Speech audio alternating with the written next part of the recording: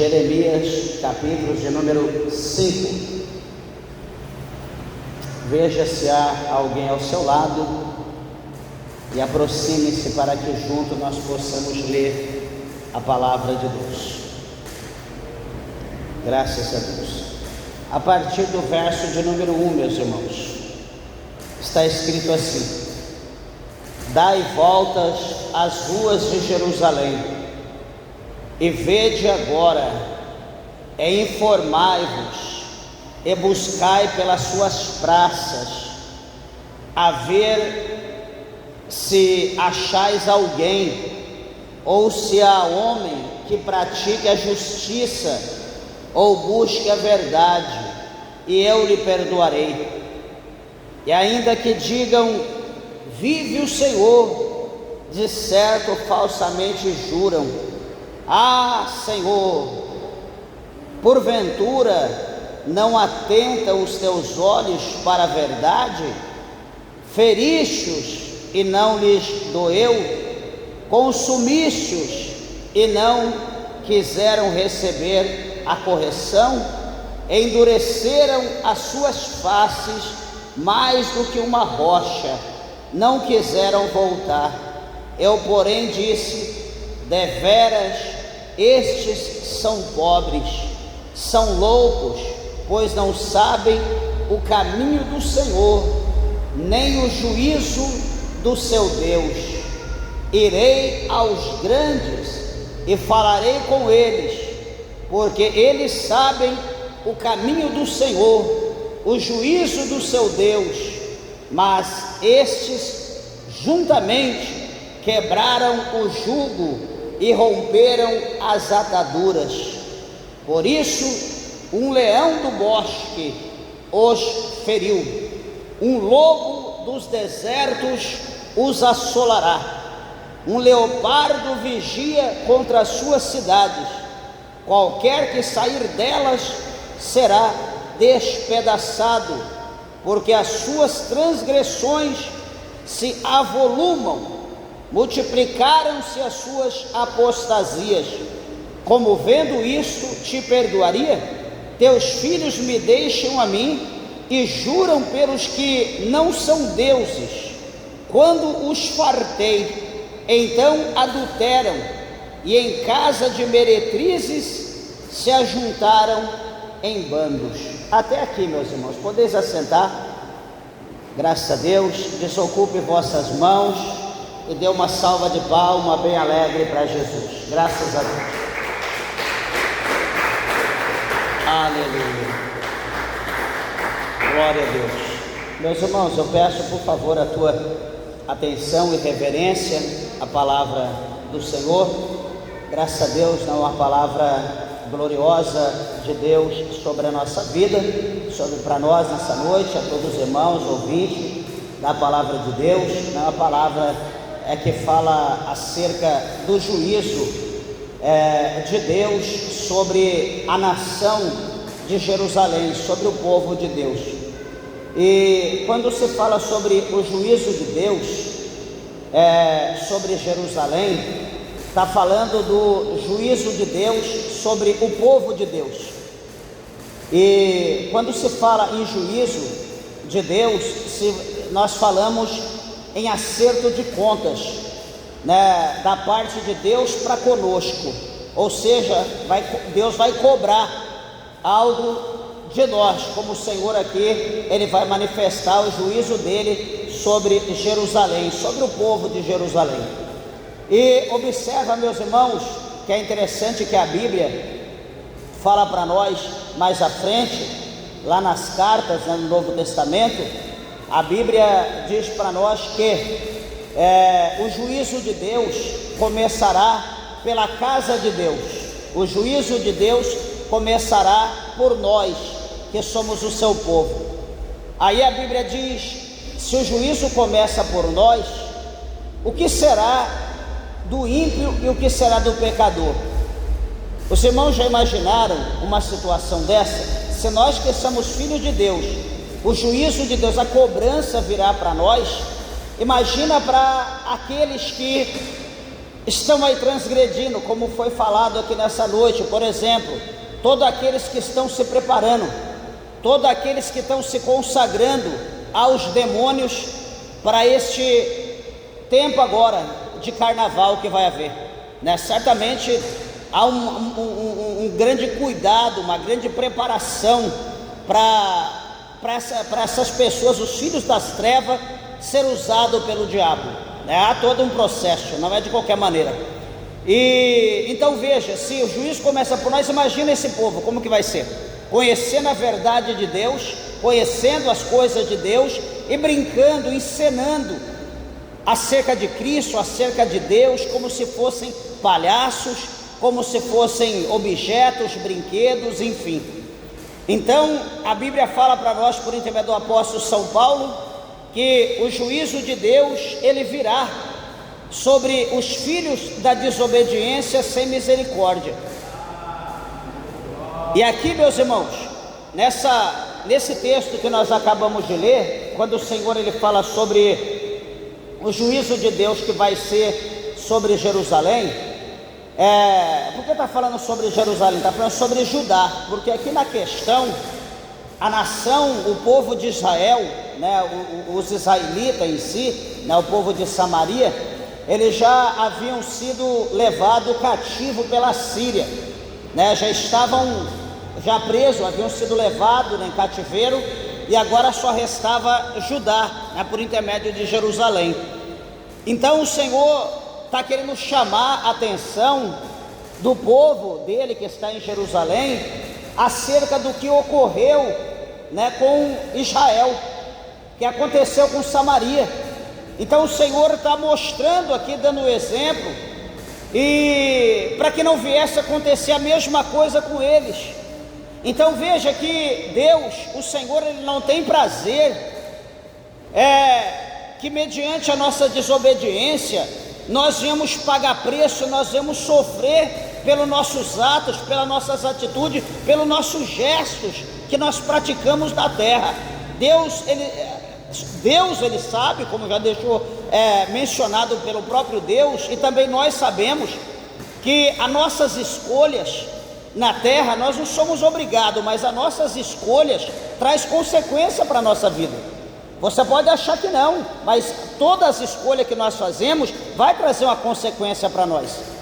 Por exemplo, um homem de Deus, uma mulher de Deus, jovem, enfim, estão na presença do Senhor, e daqui a pouco, por exemplo, o jovem de Deus ou a jovem de Deus vai procurar uma pessoa no mundo para relacionar, para namorar, para posteriormente casar. A Bíblia condena, a Bíblia não permite julgo desigual, mas, sei lá, eu não quero ter paciência, eu não quero esperar o tempo, então eu vou procurar uma esposa lá fora, eu vou procurar um esposo lá fora.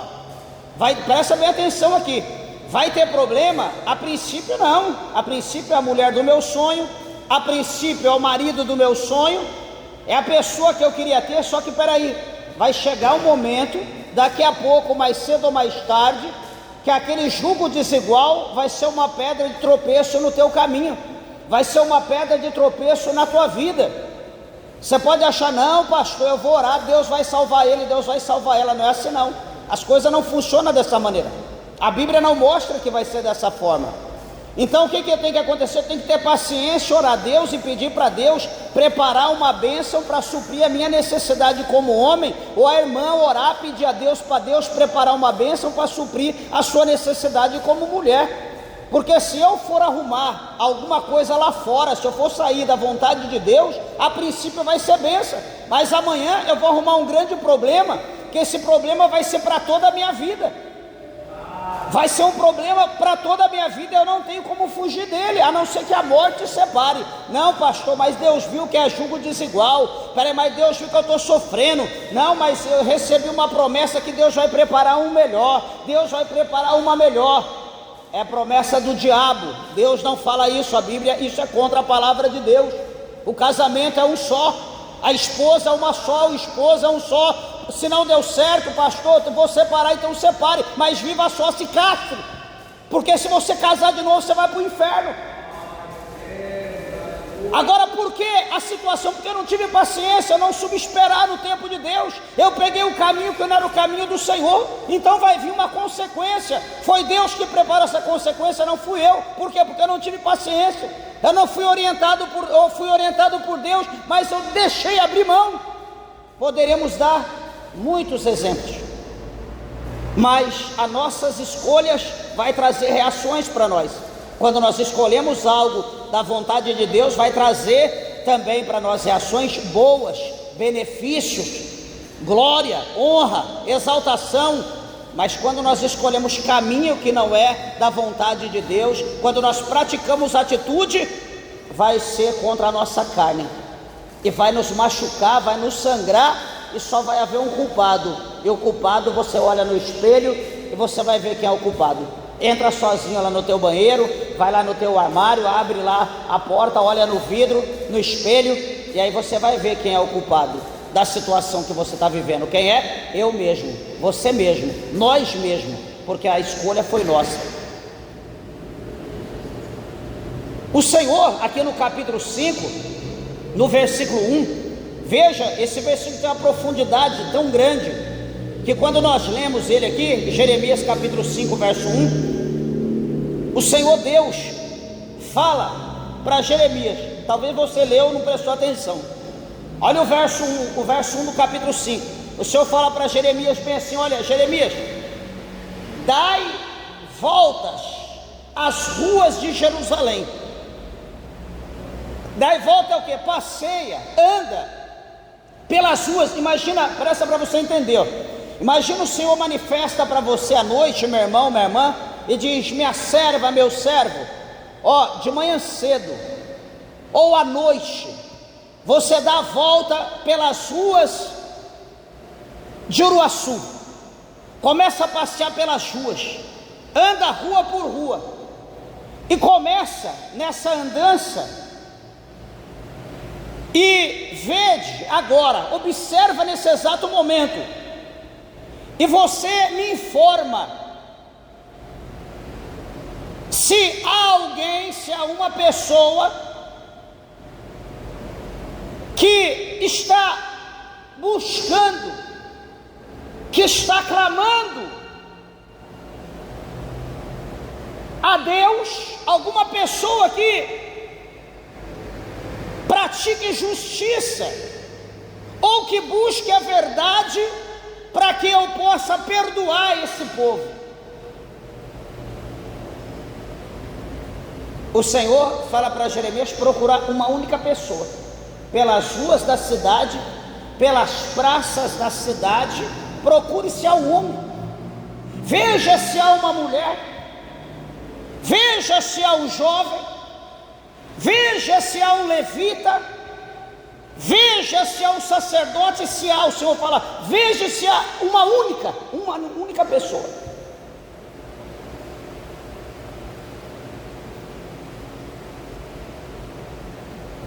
Veja se há alguém e me fale. Por quê? Para que eu possa perdoar esse povo. Então o Senhor queria ver se tivesse um que clamasse a Deus, para que Deus tivesse misericórdia de Jerusalém. Mas a Bíblia mostra o quê? Que não havia um. Certamente o profeta Jeremias, ele se indignou com a situação, pela forma a qual Deus fala com ele, porque Deus queria mostrar que não tinha ninguém, Deus estava vendo, mas o profeta precisava ver. E o que havia acontecido, pastor, com o povo? O povo havia se corrompido, as pessoas haviam se apostatado, as pessoas viraram as costas para Deus. Talvez o momento que eles estavam vivendo era um momento de glória, era um momento de paz, de prosperidade, de riqueza, de alegria, de coisas tão boas que, para que servir a Deus? Eu tenho de tudo. Hoje eu estava falando com o irmão, conversando hoje, eu dizia para esse irmão, ministro, evangelista, eu dizia: varão,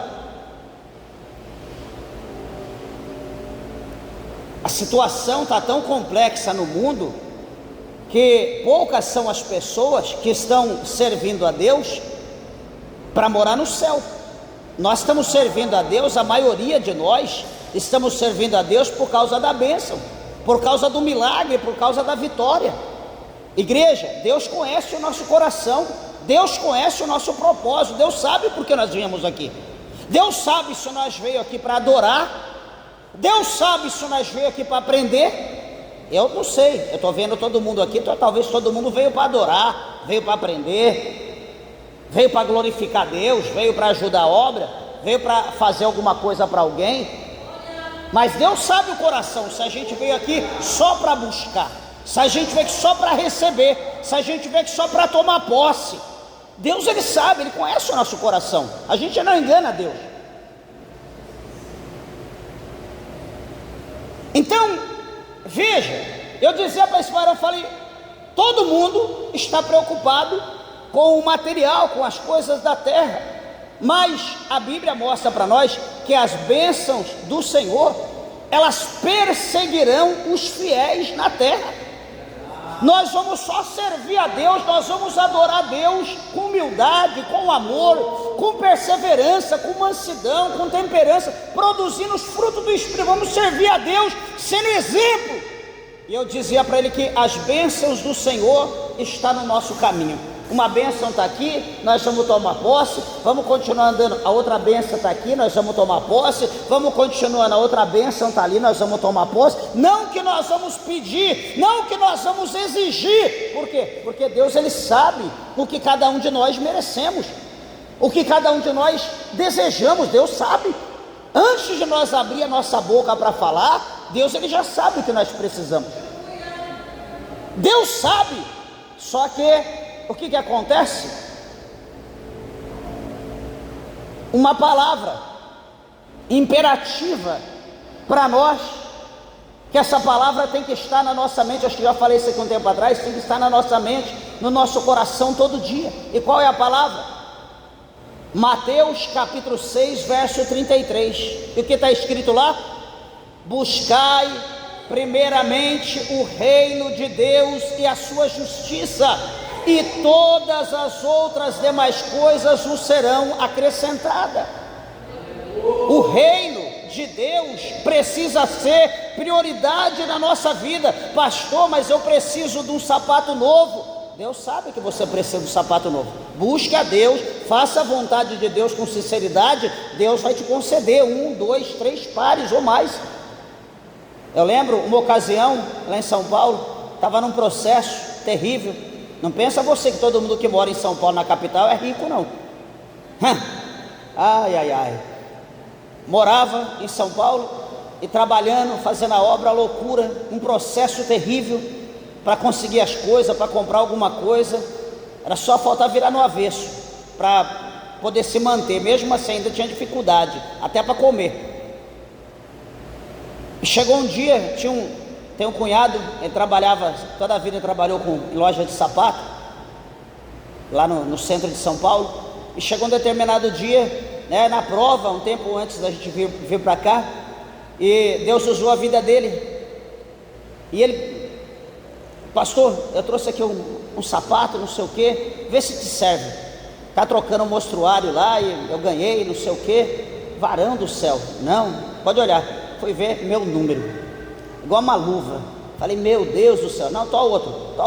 Acho que ele me deu uns 4 ou 5 pares de sapato. Uso até hoje. Uso os sapatos. Uma prova terrível. Eu não orava, Deus me dá sapato. Eu não ia na loja passar cartão para comprar sapato, mas eu orava a Deus, e Deus sabia, fazendo a obra de Deus, doendo o pé, machucando, sapato rachado. Caminhava para ir para a igreja, pisando em pedra, dependendo do lugar que eu pôr de pregação, rachava o sapato embaixo, furava o pé nas pedras, sangrava, molhava toda a meia de sangue, andava com o calcanhar, porque o peito do pé estava cortado, o sapato tudo aberto. E Deus usou a vida dele, me deu 4, 5 pares de sapato, preto, marrom, tem até hoje. Eu pedi, não, mas Deus viu meu sofrimento. Eu estava fazendo a obra de Deus. Eu disse, não vou, porque não tem um sapato. Não, eu vou de chinelo, com um pé de chinelo e outro de sapato. Não, vou continuar fazendo a obra de Deus. O povo não ia descalço. Por que eu não posso caminhar do jeito que eu estou? Mas chegou a hora que Deus, sabendo da minha necessidade, Deus preparou um monte de par de sapato. Então, ou seja, eu pedi? Não pedi, mas Deus conhece a minha necessidade e Deus concedeu. Então, na nossa perseverança, no nosso caminho, caminhando, fazendo a vontade de Deus, atentando para o reino, atentando para as coisas de Deus, a nossa necessidade será suprida por Deus. Pastor, eu queria fazer a obra, não tenho carro, vai de bicicleta. Pastor, eu queria fazer a obra, não tenho bicicleta. Deus vai preparar, vai fazendo a obra que Deus vai ver. A tua necessidade Ele vai preparar, saber se de fato você precisa. Ah, pastor, eu tenho bicicleta, mas eu queria uma moto que demora muito, é muito longe. Faça a obra de Deus. Se Deus vê que de fato você precisa, Ele vai te dar moto. Ah, pastor, eu tenho a moto, mas queria levar meu esposo, meus filhos para fazer a obra junto, eu precisava de um carro. Faça a obra de Deus do jeito que Deus preparou. Se Deus olhar que você é digno do carro, amanhã Deus vai te preparar. Hoje estava conversando com o irmão dizia: pastor, eu estou com esse carro 10 anos, e Deus usou a tua vida para falar que eu ia ter esse carro, e Deus me deu o carro, eu não comprei, me deu. Falei: varanda, então você ganhou o carro zero, praticamente zero. Eu estou aqui, eu olhei o carro, falei: meu Deus do céu. Falei: Deus usou a tua vida. Então, ou seja, Deus, Ele conhece a nossa necessidade, de acordo com a nossa necessidade. Ah, não vou fazer a obra de Deus porque eu não tenho condição. Não vou fazer a obra de Deus por causa disso, por causa daquilo. Peraí, então vamos dar uma voltinha, vamos dar um pulinho ali atrás e vamos olhar, vamos ler o capítulo 3. Vamos ler o capítulo 3 de Êxodo. Quem está lendo aqui a Bíblia já passou por Êxodo, né? Nós estamos em Levítico. Então quem já leu Êxodo, no capítulo 3 vai ver que o Senhor chama Moisés para fazer a obra, para ir lá no Egito, tirar o povo de lá. O que Moisés diz? Ah, Senhor, eu sou pesado de boca. Não, eu sou pesado de boca, não vai dar certo, e não sei o que. Deus olhou para Moisés e diz: Moisés, quem fez a boca? Quem fez o olho? Quem fez o mudo, o cego, o coxo, o aleijado? Moisés olhou para... vai falar o quê? Vai lá, meu amigo, faça a minha obra, vai lá, eu vou ser contigo, eu vou mostrar que eu sou contigo. Às vezes nós queremos fazer a obra de Deus no privilégio, na moita, né? na boemia. E a obra de Deus, meus irmãos, existe um preço a ser pago. A gente vê hoje muito charlatão que está por aí. A gente olha hotel 5 estrelas, avião, carro de luxo e etc, etc, etc. Meus irmãos, a obra de Deus não revela isso para nós. A obra, não, porque a pessoa do mundo faz, por que eu não posso fazer? O cantor do mundo, a atriz do mundo tem, por que eu não posso ter? Nós temos que entender uma coisa, que eles já estão tendo o galardão deles aqui na terra. A Bíblia diz para nós que o Senhor dá para nós de graça. Nós recebemos de graça nós praticamos. Peraí, eu recebo o dom para pregar? Eu paguei para receber? Não. Então eu vou receber para pregar? Não, Deus me deu de graça. Peraí, Deus aperfeiçoou minha voz para louvar. Eu vou louvar a Deus, a voz ungida. Deus cura, Deus liberta quando eu estou louvando. Agora eu vou cobrar para louvar? Não, Deus me deu de graça. Peraí, Deus me deu o dom para curar, Deus me deu o dom da revelação, Deus me deu o dom de maravilha, de graça, eu não paguei nada. Agora eu vou cobrar para poder usar o dom para as pessoas se abençoarem, sendo que Deus me deu de graça? De graça receber e de graça dar. É a palavra de Deus que tem que ser praticada, mas hoje as pessoas não estão praticando isso. As pessoas estão usando o dom, se é que é dom, para enriquecer, não sabendo que os tais, a Bíblia diz, já estão tendo o seu galardão aqui na terra. Então, o que ele vai ter no céu? Se é que está preocupado com o céu. Mas, resumindo aqui a situação, Jeremias não acha o povo estava apostatado. E o que vai acontecer? E o Senhor continua dizendo: olha, ainda que esse povo, na rua, na praça ou em algum lugar, diga no verso 2: vive o Senhor, falsamente eles juram. Por quê? O verso 3: ah, Senhor, porventura não atenta os teus olhos para a verdade? Feristes e não lhes doeu, consumistes e não quiseram receber a correção. endureceram as suas faces mais do que uma rocha, não quiseram voltar para Deus. Então aqui a Bíblia está mostrando para nós que o povo era um povo obstinado, que mesmo que o juízo de Deus foi manifesto, mesmo que o Senhor agiu, eles não quiseram dar ouvido, eles não quebrantaram o coração, eles não se humilharam na presença de Deus. Meus irmãos, Deus, Ele não quer ver o nosso sofrimento. Deus não quer ver o nosso sofrimento. A alegria do Senhor, presta bem atenção, a alegria de Deus, segundo fala para nós em Isaías, aqui atrás, ou como fala também em Pedro, presta bem atenção, como que é a alegria de Deus, como Deus se alegra de nós. Deus se alegra de mim, de você, de cada um de nós, se nós, sendo justo, se nós praticando a palavra de Deus, se nós fazendo a vontade do Senhor, nós formos açoitados, nós somos presos, nós somos apedrejados, nós somos feridos, sofrer praticando o bem, a Bíblia diz que isso é agradável aos olhos de Deus. Deus, Ele se agrada quando um homem ou a mulher de Deus sofre porque está praticando a verdade, porque está praticando o bem. Deus tem prazer nisso, como a Bíblia diz que Deus, fala lá em Isaías, no capítulo 53, que Deus, Ele teve prazer de moer o seu próprio filho. Agora, uma coisa que Deus, Ele não quer é ver, Deus não tem prazer, é ver o justo conhecendo a verdade e sair do caminho de Deus, da vontade de Deus, do querer de Deus, e começar a pecar deliberadamente, escolher um caminho mau. Ele sabe que ele está naquele caminho, é um caminho mau, mas ele quer ir por aquele caminho, porque aquele caminho traz prazer para a carne dele. Ele sabe que ele vai sofrer. Por quê? Por causa da sua escolha. Mas aquele sofrimento é um sofrimento de prazer. Ele sente prazer naquele sofrimento, de maneira tal que é tão prazeroso que ele não quer retroceder, que ele não quer voltar para Deus, ele não quer se arrepender, ele quer continuar naquele caminho. A palavra do Senhor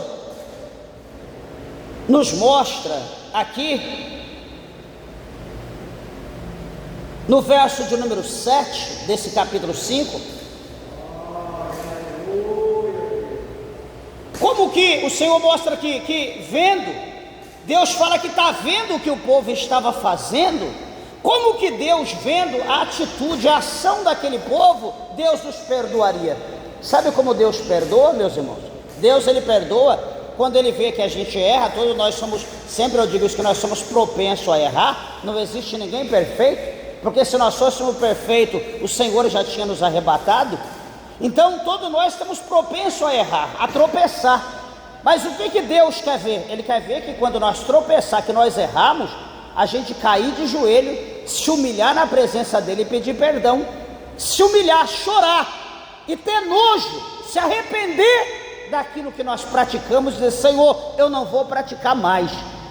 Deus quer ver isso na gente. Deus quer ver isso. Ele quer ver a gente errar. Ou seja, não quer ver a gente errar, mas se nós errarmos, Deus, Ele quer ver a nossa humilhação. Ele quer ver a gente errar e voltar a praticar o que é certo. Só que aqui o Senhor fala, como vendo isto, te perdoaria? Olha o que o Senhor vai dizer no verso 7, na parte B: teus filhos me deixaram a mim, os teus filhos me deixaram, me abandonaram, e juraram pelos que não são deuses. Olha aqui, então está mostrando o quê?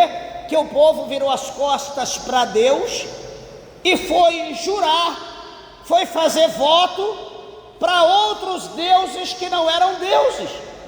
Ou seja, eles haviam apostatado, eles haviam deixado o Senhor, eles deixaram o Deus criador dos céus e da terra e foi adorar quem? Foram adorar Baal, entre outros deuses. Foi jurar, foi oferecer e etc, etc e tal. Eles cansaram de servir a Deus. Pastor, presta atenção, meus irmãos, a gente precisa entender isso. Eu já vi um monte de gente, talvez você já ouviu, Olha o que a pessoa diz: pastor, não, eu saí da igreja por causa disso, mas eu continuo o mesmo homem de Deus, minha esposa a mesma mulher de Deus, a gente só não está indo para a igreja, mas nós somos a mesma coisa. Quem que acredita nisso? Talvez alguém possa acreditar nisso. Meus irmãos, não existe. A gente na casa de Deus, ouvindo a palavra, adorando a Deus, tomando ceia, vacilou, a gente está dando lugar para o inimigo, a gente está dando brecha para o inimigo, a gente está escorregando. Agora imagina você em casa, o crente da caverna, imagina você da caverna, escondido, ninguém está te vendo, você não está tomando ceia, não está tendo o alimento espiritual, não está tendo o alimento da palavra, não está tendo o pão do céu, você não está adorando a Deus como todo mundo, está fazendo nada para Deus, e ainda você tem coragem de dizer: não, eu continuo o mesmo homem de Deus, a mesma mulher de Deus. Mentira. Você serve a Deus ou você serve o diabo? Alguma coisa você está fazendo no teu dia a dia, na tua vida, que não é da vontade de Deus, porque se fosse da vontade de Deus, você estaria na casa de Deus. A Bíblia diz que aquele que é de Deus, ele ouve a voz de Deus. E qual que é a ordem de Deus para os tais? É aquilo que o salmista falou: quão bom e quão suave é que os irmãos vivam em união. É aquilo que o salmista falou: mais vale um dia na casa de Deus, na presença de Deus, do que 1000 em outros lugares. É como o salmista falou: alegrei-me quando me disseram, vamos à casa do Senhor.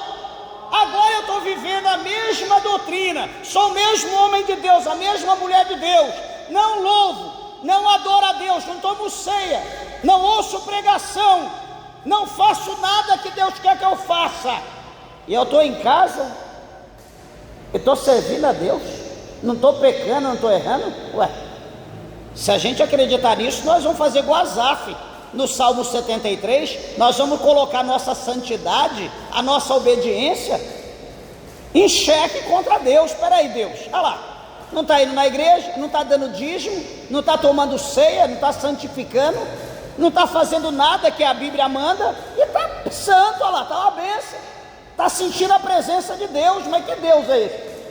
Só se for do chifronésio. Aí se eu acreditar nisso, daqui a pouco eu jogo o meu paletó para lá, tiro minha combinação, coloco a bermuda, um shortinho, a camiseta regata, e vou ver igual o Tarzan aí, na esquininha ali bebendo, socialmente, ouvir o pastor beber. Não, eu quero a bebida, a cerveja sem álcool. Você viu mal, você viu a cerveja, mas é sem álcool. Ô meus irmãos, a vontade é tanta, que a gente está imitando as coisas do mundo, a gente precisa imitar. O que Deus prepara para nós não é o suficiente, a gente precisa ter alguma coisa para dizer que a gente é igual àquela pessoa. Se Ele quiser que seja igual eu vou ser igual a Ele, eu vou descer, me submeter a essa humilhação.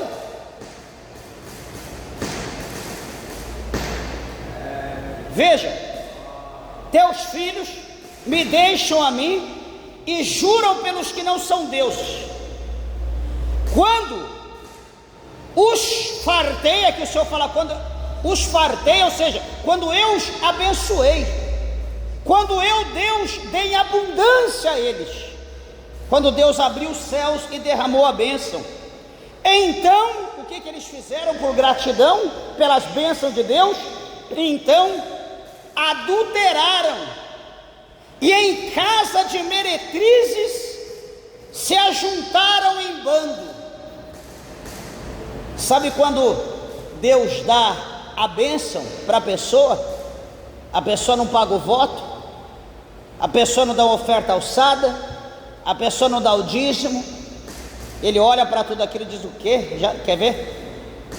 Arruma um lugar, o meio, e vai gastar aquilo com o diabo, vai beber, vai drogar, vai prostituir, e etc. Quem deu foi Deus, mas quem recebe é o diabo. É aquilo que o Senhor falou.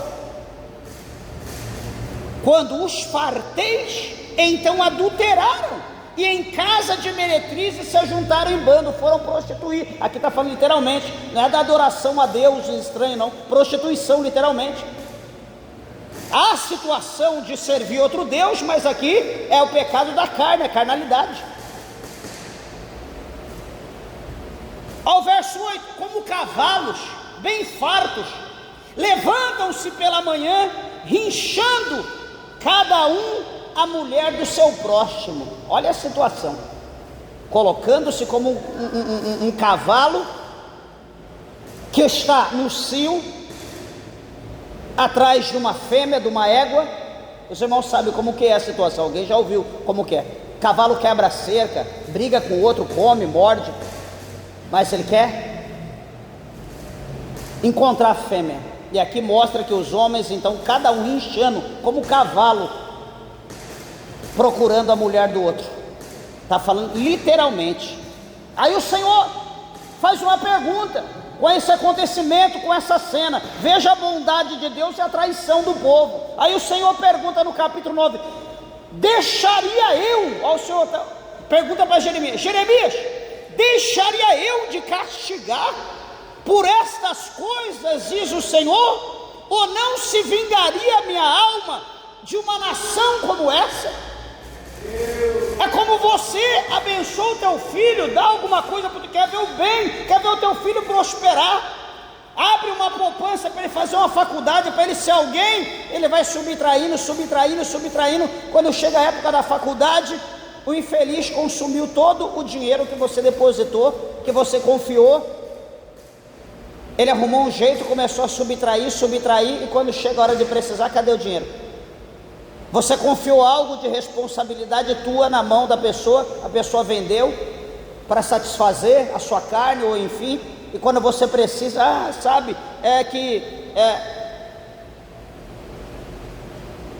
então o Senhor pergunta: Jeremias, você acha que eu não vou castigar? Isso aqui é interessante, como nós já lemos lá em Êxodo, quando a Bíblia mostra para nós que quando Moisés está no monte com Deus recebendo as tábuas dos mandamentos, o Senhor diz: Moisés, aquele povo está lá, aquele povo que tu tirou da terra do Egito, aquele povo está lá pecando. Moisés, tranquilo. Moisés, aquele povo está lá, está adorando o bezerro, aquele povo está numa carnalidade que, olha, Moisés, eu vou destruir eles todos como se fosse o único homem, e farei uma grande nação de ti. Moisés olha para Deus e diz: Senhor, não faça tal coisa, tem misericórdia. O que os egípcios vão dizer de ti? Que o Senhor é um Deus fraco, que o Senhor não conseguiu tirar eles de lá e colocar na terra que mana leite e mel, matou eles eles morreram no deserto. E então Moisés falou com Deus, Deus: tá bom, amém, então tranquilo, vou ouvir o teu conselho. Acaba-se o processo, Moisés pega as tábuas da lei, as pedras da lei e desce. Quando está descendo, Moisés ouve: ué, mas que barulho é esse? O povo está festejando, que não sei o que, está aquela coisa. Aí quando vai chegando mais perto, quando vê, está lá os bezerros de ouro, o povo tudo dançando, folgando, se alegrando, comendo, bebendo, aquele carnaval. O que Moisés fez? Ele pegou as pedras da lei, dos mandamentos, pá, jogou no chão, quebrou tudo. A ira dele acendeu, mandou os homens tirar a espada e matou lá milhares, acabou com todo mundo, não quis saber. Quebrou o bezerro, virou pó, colocou na água e mandou o povo beber. Bebe o Deus de vocês. Quer dizer, Deus irou, Moisés não estava vendo o que Deus estava vendo, tranquilo, não, Senhor, perdoa, tem misericórdia, etc. Quando foi a vez de Moisés, quando Moisés viu que Deus estava vendo, aí Moisés irou, aí mandou passar a espada: mata então. Você está vendo como que é a situação? Que Deus pergunta para Jeremias: Jeremias, eu vendo uma situação dessa, deixaria eu de castigar por estas coisas, diz o Senhor, ou não se vingaria a minha alma de uma nação como essa? Será que Deus não vai vingar? Como a Bíblia fala no Novo Testamento, a ira de Deus vai se manifestar sobre os filhos da desobediência. Não pensa você que Deus vai passar a mão na tua cabeça. Você sabe o que é certo? Amém, faça o que é certo. Você sabe o que é certo, está fazendo errado? Mais cedo ou mais tarde a ira de Deus vai descer sobre a tua vida. Vai descer com uma prova, com um processo, com uma enfermidade, com a maldição, com alguma coisa. Você vai falar, mas por que eu estou passando isso? Por quê? Porque eu estou brincando com Deus. Porque você está brincando com Deus. Com Deus não se brinca. Quem mexe com fogo consumidor e não é consumido, não é queimado? Ah, mas está tudo em paz. Está tudo em paz hoje, amanhã, mas o futuro você não sabe o que vai acontecer contigo. E o que você plantou ontem, você vai colher no futuro. O que eu plantei ontem, eu vou colher no futuro. A nossa vida é assim. Nós temos que entender que toda ação tem uma reação, e a Bíblia mostra isso para nós. Então o povo estava fazendo isso porque eles estavam bem, estava tranquilo. Só que interessante, a Bíblia mostra aqui para nós, no verso 10, subir aos seus muros e destruí-os, porém não façais uma destruição final. Tirai os seus ramos, porque não são do Senhor.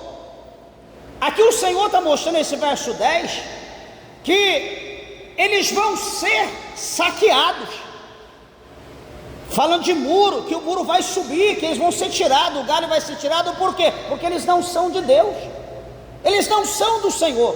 Então Deus está mostrando o que aqui nesse verso 10? Que vai vir dos confins da terra uma nação que já era antiga, de uma língua estranha, e essa nação vai vir e vai sitiar os muros de Jerusalém, vai subir pelo muro, vai invadir Jerusalém, vai matar, vai destruir, vai queimar, e vai levar aqueles que convém cativo para a Babilônia. O Senhor está falando da vinda de Nabucodonosor. Meus irmãos, nós podemos brincar com as pessoas, mas brincadeira tem limite. Agora, brincar com Deus, eu aprendi que nós devemos querer a graça de Deus para viver, não procurar ter graça com Deus. Não podemos procurar graça com Deus. O verso 11 diz: porque aleivosamente se houveram contra mim a casa de Israel e a casa de Judá, diz o Senhor. Negaram ao Senhor e disseram: não é Ele, nem mal nos sobrevirá, nem veremos espada nem fome. Olha aqui, ó, deixa eu chamar a tua atenção. Aqueles que olham para Deus não dizem: não, Deus não castiga, Deus não faz nada, Deus é bonzinho, Deus é amor, Deus é amor. A Bíblia diz que Deus é amor. Vocês viram aqui? Ao 12: negaram ao Senhor e disseram: não é Ele, nem mal nos sobrevirá, nem veremos espada, ou seja, guerra, tampouco fome. Está aqui o verso 12 do capítulo 5.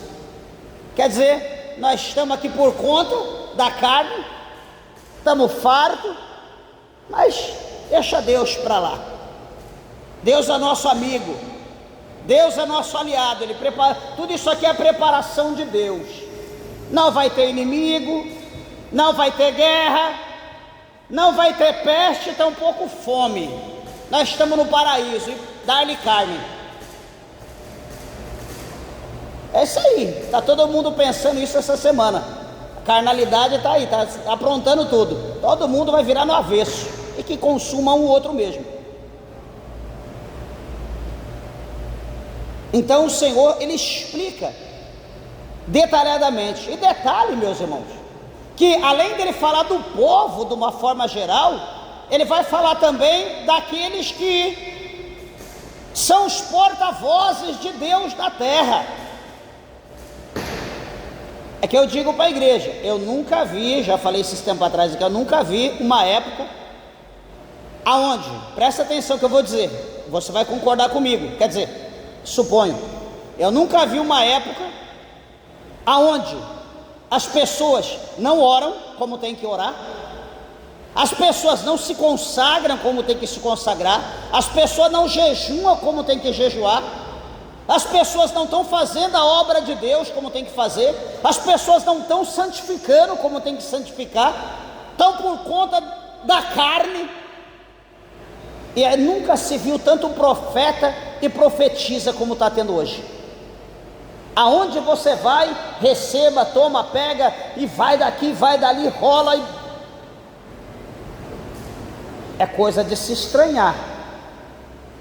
As coisas de Deus é séria, não é brincadeira. Tem gente brincando com Deus, e você vai ver amanhã o que isso vai acarretar. Mas, todavia, ao versículo 13 do capítulo 5 de Jeremias, diz assim, ó: até os profetas serão como vento, porque a palavra não está com eles, assim se lhes sucederá. Se a palavra de Deus não está com os profetas, eles estão profetizando o que e por quem?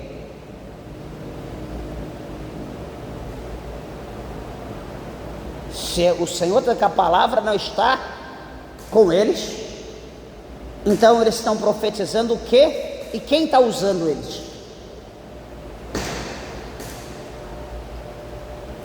Quando nós lemos em Reis, quando nós lemos em Crônicas, nós vamos ver Micaías falando do espírito que estava numa reunião no céu, quando o Senhor fez uma pergunta: quem vai se levantar para impedir Acabe subir a Ramote Gileade? Um espírito de mentira se manifesta e diz: Senhor, eu irei. Tudo bem, mas como que você vai agir? O espírito disse: eu serei um espírito de mentira na boca de todos os profetas. O Senhor disse: então vai e tu prosperarás. E ele foi, e nos 400 profetas ele entrou na boca, e todo mundo profetizava pelo mesmo espírito, espírito de mentira. Então, se a palavra não é de Deus, se Deus não está mandando e a pessoa está profetizando, alguém está usando ele. E quem que é? A Bíblia diz que é o espírito de mentira. E o que é mentira não prevalece, o que é mentira não vai adiante. Aí, aqui no verso 14, olha que coisa linda: portanto, assim diz o Senhor, Deus dos exércitos, porquanto disseste tal palavra, eis que converterei as minhas palavras na tua boca em fogo, e a este povo lenha, e eles serão consumidos. Eita!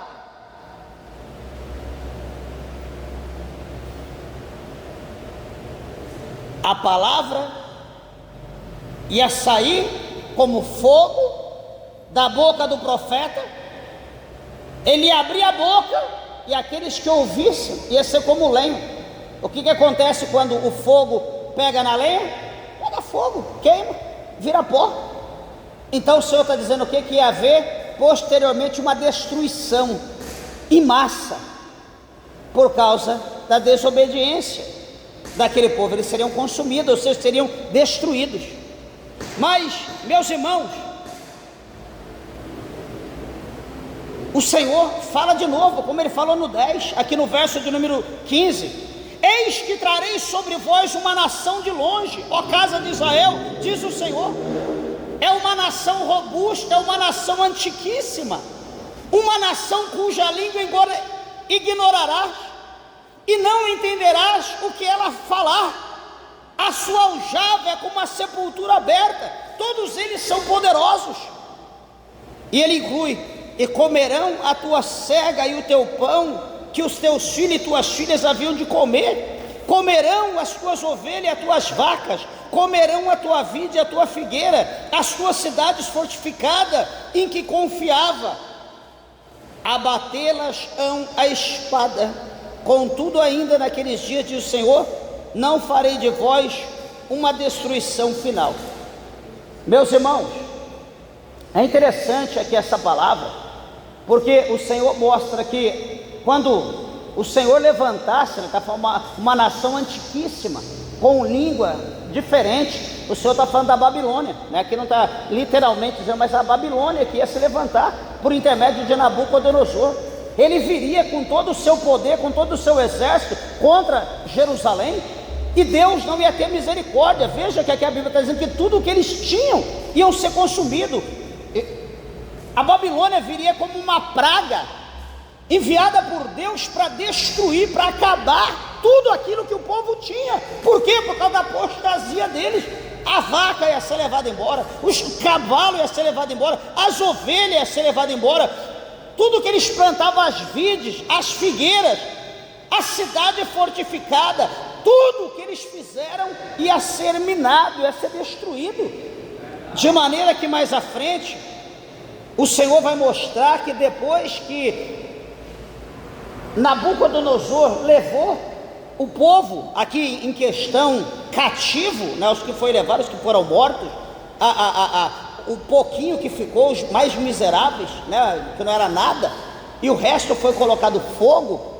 A Bíblia diz que quando as pessoas passavam ali pela estrada, que olhava aqui para o lado, ué, mas o que aconteceu aqui? Ia ver um monturo, só cinza, resto de... Ué, mas o que aconteceu? Aqui não era a cidade, aqui era a cidade, aqui era a cidade aonde habitava o Deus de toda a terra. Ué, mas o que houve? Não, os servos do Deus de toda a terra pecaram contra ele, adoraram outros deuses, então ele fez isso, então ele castigou, acabou com o povo e ficou dessa forma. O povo ia menear a cabeça e não teria palavra para expressar, porque ia ficar irreconhecível aquele lugar. Só que aqui o povo não está dando crédito, porque aqui eles estão na bênção, a cidade está fortificada, tem os seus animais, tem as suas aves, tem as suas plantações, tem de tudo, estão fartos, não precisam de Deus porque estavam abençoados. Mas o Senhor disse, vai chegar o momento, peraí, que por causa do pecado de vocês vai vir a cobrança. A gente observa que às vezes a gente faz alguma, eu fiz isso aqui, só que nada aconteceu, eu fiz isso aqui, está tudo em paz. Meus irmãos, tanto para nós receber uma bênção de Deus tem um tempo, como também para a gente receber o castigo de Deus tem um tempo. Não, peraí, eu furtei isso aqui, chega ali eu vou perder minha mão. Não, eu furtei isso aqui, vai chegar o momento que vai vir a cobrança daquilo que eu furtei. Peraí, eu fiz alguma coisa errada, então agora a casa... Não, talvez a casa não vai cair agora. Aguarde um tempo, com o tempo a casa vai cair. E quando cair, eu tenho que ter em mente e saber que a casa caiu por causa daquilo que foi feito naquele dia. Nós temos que ter isso em mente. Tanto a bênção, Deus prometeu, mas eu já estou aqui um mês esperando a bênção, já estou aqui um ano. Ué, mas cadê a bênção? Tende paciência, ela vai chegar. O que prometeu é fiel para cumprir. Ele não estabeleceu um dia exato, ele diz que ele vai fazer, então tenha paciência, continue caminhando. Assim também, de igual forma, é na hora de vir a cobrança de alguma atitude nossa. E para nós encerrarmos, meus irmãos, é interessante, no verso 19 do capítulo 5 aqui de Jeremias, ele diz, e sucederá que, quando disserdes, por que nos fez o Senhor nosso Deus todas essas coisas? Então, porque eles vão perguntar, hoje está tudo bem, mas a hora que o chicote está lá, então alguém vai perguntar, mas por que sucedeu isso? Por que Deus fez isso com nós? Por que está acontecendo essas coisas? Então virá a resposta. E qual a resposta? Verso 19, como vós me deixastes e servistes a deuses estranhos na vossa terra, assim servireis a estrangeiros em terra que não é vossa. Deus está falando, vocês vão ser levados cativo. Está aqui a resposta, o próprio Deus responde. Vocês vão perguntar, mas a resposta já está aqui. A Bíblia não deixa nenhum de nós sem resposta. Por isso ele diz, ouve agora isto, ó povo insensato e sem coração, que tendes olhos e não vedes, que tem ouvidos e não ouvis. Já pensou? Tem olho e não está vendo, tem ouvido e não ouve. E Deus chama de insensato, de tolo.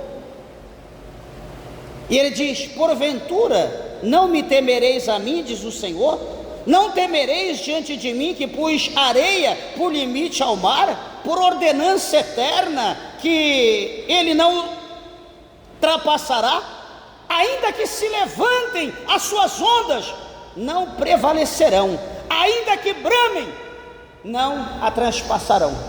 Quando eu leio isso aqui, eu lembro, quando nós estávamos em São Paulo, né, a praia, o mar ficava a cerca de 60 quilômetros da nossa casa, né, tinha várias, litoral norte, sul, muita praia, e tinha ocasião que eu estava de férias, a gente não era nem casado, não era nem crente, e a gente ia por litoral, né, alugava lá um hotel, alguma coisa, e ia ficar lá, passar tempo de férias, e a gente lá em cima no prédio olhava e ouvia o mar, o rugido do mar, dá medo.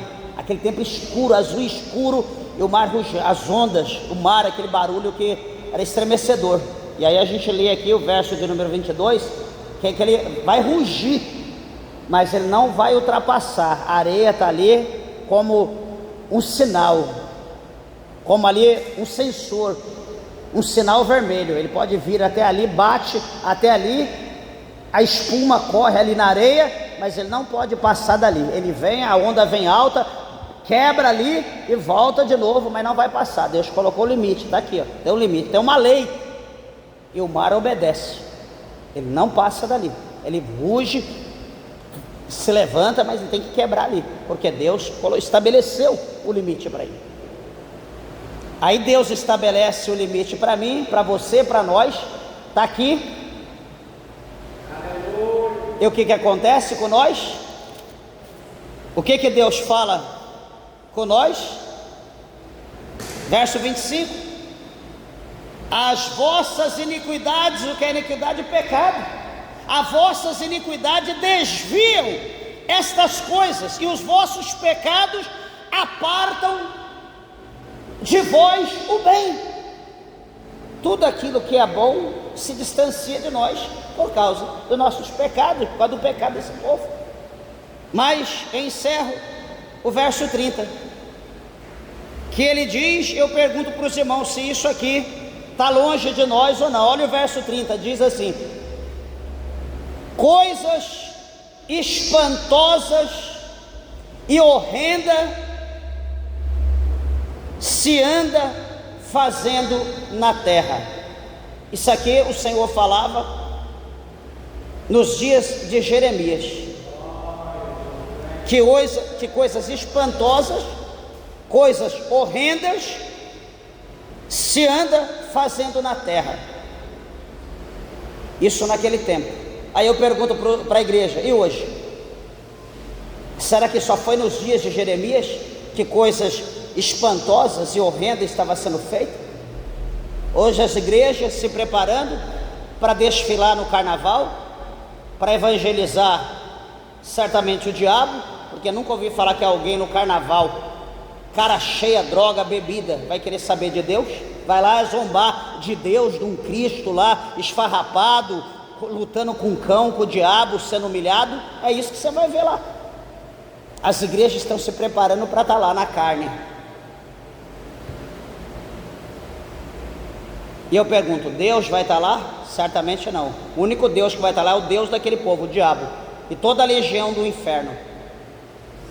Então coisas horrendas, espantosas estão se fazendo, e você verá o que é espantoso depois dessa época, porque a ira de Deus vai ser manifesta sobre todos que estão na desobediência. Talvez a ira, deixa eu dizer uma coisa que ser bem claro, deixa eu simplificar isso. Talvez a ira não virá por causa dos que estão lá, que já pertencem ao diabo.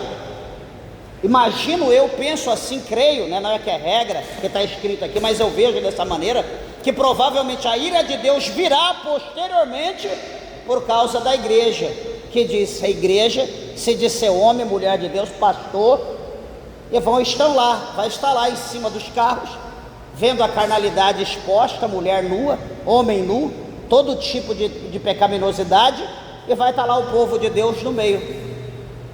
Então a ira de Deus virá posteriormente, em breve, não por causa dos que já são do inferno, mas por causa daqueles que se diz de Deus, estão lá no meio profanando o nome de Deus. Existe formas de evangelizar? Existe. Para mim evangelizar um bandido que está na cadeia, eu preciso roubar um banco, preciso furtar alguém para me evangelizar o cara que está na cadeia preso? Não, de maneira alguma. Eu não preciso me passar por ele, se tornar um bandido para ir preso para evangelizar. Não precisa. Tem meios para mim ir lá evangelizar alguém que está dentro da cadeia, fazer culto, pregar, ganhar para Jesus, cultivar. Tem meios. Eu preciso ir lá no meio do carnaval, me vestir igual, tá a caráter. Eu vou estar evangelizando, eu vou estar curtindo o carnaval igual todo mundo está curtindo o carnaval. Então nós precisamos entender, quando Paulo ele diz que ele se faz de fraco para ganhar fraco, Paulo não peca não. Eu estou fraco, estou pecando, estou errando. Paulo ele se fez de fraco para ganhar fraco, mas ele não caiu no pecado como fraco para poder ganhar o fraco, porque senão os dois cegos vão para o abismo. Tem que ter estratégia. A Bíblia dá para nós estratégia para evangelizar, não se tornar como uma pessoa, não praticar aquilo que a pessoa pratica para ganhar a pessoa, porque se nós praticar, que força nós vamos ter para ganhar aquela alma para Jesus? Então precisamos orar, pedir estratégia a Deus, para que o Senhor venha dar vitória para nós, para que o mundo não venha olhar a igreja com desdém, com desprezo, com alguma coisa talvez pior, como um centro de macumba, ou como qualquer outra coisa, aí como muitos dizem, ou como colocar tudo na farinha no mesmo saco. A igreja, meus irmãos, é a luz do mundo. A igreja é onde está a presença de Deus, onde Deus habita. Então essa presença tem que fazer a diferença. O mundo tem que olhar para nós com outro olhar. Não é olhar, não, isso é tudo igual, é tudo a mesma coisa, não é assim não. Pode estar lá o povo do carnaval, pode ser a mesma coisa lá, mas tem um povo que é diferente. Eu não faço parte disso não, e suponho que você também não faça. Se você quiser fazer, o problema é teu, mas... Então, vamos guardar a palavra de Deus no nosso coração. Vamos viver a palavra do Senhor. Eu tenho certeza que as bênçãos de Deus, elas serão derramadas, né? Tanto para aqueles que obedecem a Deus, irá receber, como aqueles que não obedecem, também irão receber alguma coisa de Deus, cada um segundo a sua obra. Amém? As palmas para Jesus, bem alegre. Dê uma salva de palmas. Que Deus abençoe a tua vida. As horas se foram, em nome de Jesus.